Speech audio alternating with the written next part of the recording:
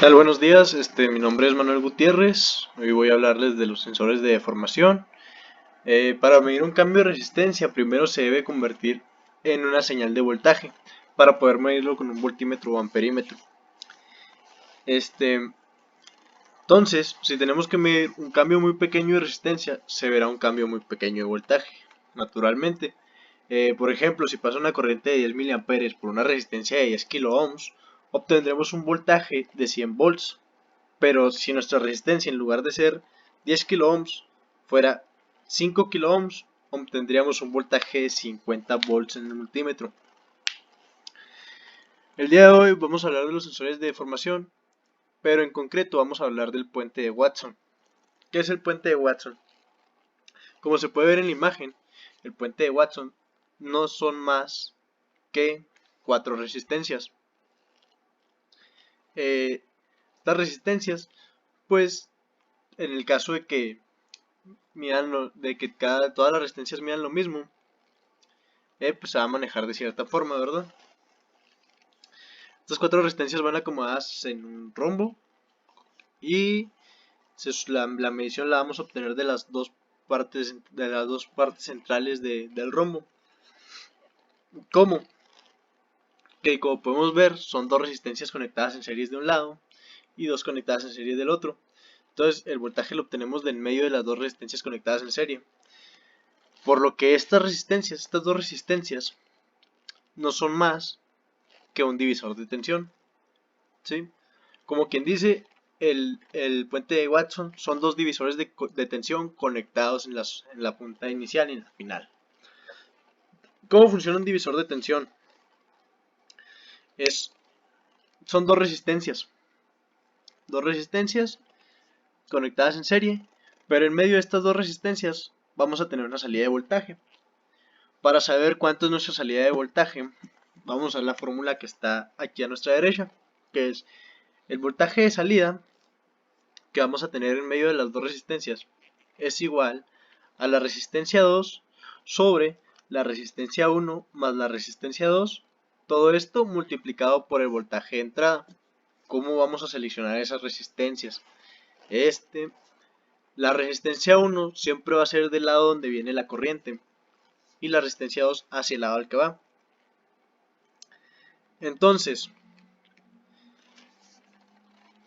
¿qué hace el puente de Watson? Como son dos divisores de tensión, nos sirve para poder medir variaciones de resistencia.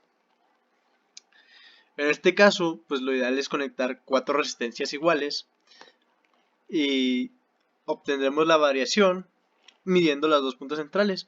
¿Por qué?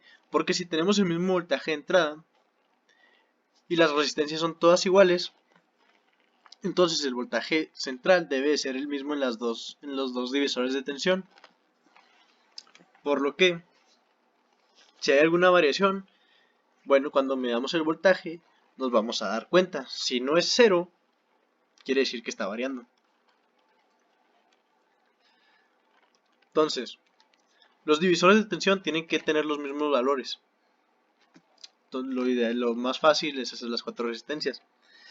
Que si todas las resistencias son iguales, vamos a obtener algo parecido a este circuito, donde podemos ver que R1, R2, R3 valen R, las 3 valen R, valen lo mismo.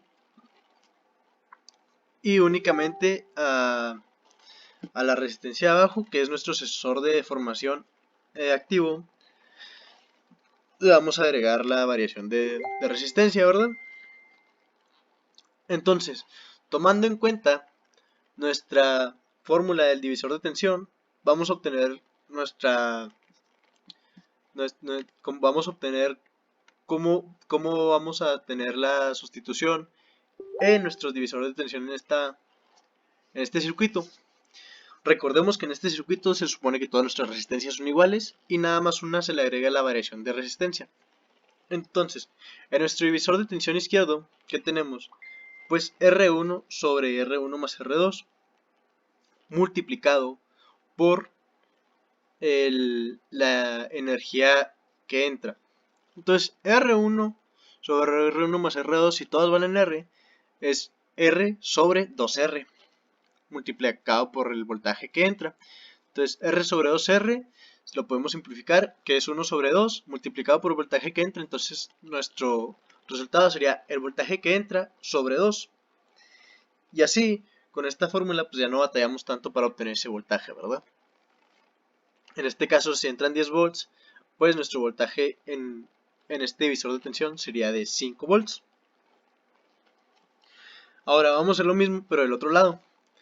Nuestro sensor de deformación, ya quedamos que es R más el R, la deformación de resistencia, ¿verdad? Entonces nos queda R3 es nuestro R1. Entonces queda R sobre R más la variación de resistencia multiplicado más R. Ok. Es R sobre R más R más la variación de resistencia multiplicado por el volumen que entra. Entonces, pues más simple, pues lo podemos ver aquí a la derecha, ¿verdad? Que es R más la variación de resistencia sobre 2R más la variación de resistencia. Todo esto multiplicado por el valor que entra. Ahora, ¿cómo vamos a saber cuál es la cantidad de voltaje que nos va a dar en las puntas centrales? Es simple. Vamos a hacer sabemos que el voltaje que medimos es la diferencia de voltaje entre dos puntos. Entonces vamos a hacer una resta, una diferencia, que es E1, que es el valor de uno de los lados, menos E2, que es el valor del lado izquierdo. Si hacemos esto, pues es una resta de fracciones, como bien dice, nada más que algebraica. Pues como resultado vamos a tener que es la variación de R sobre 4R más 2 veces la variación de R multiplicado por el voltaje que entra. Y si lo simplificamos, nos quedaría como el valor de R sobre 4R multiplicado por el voltaje que entra. ¿Okay?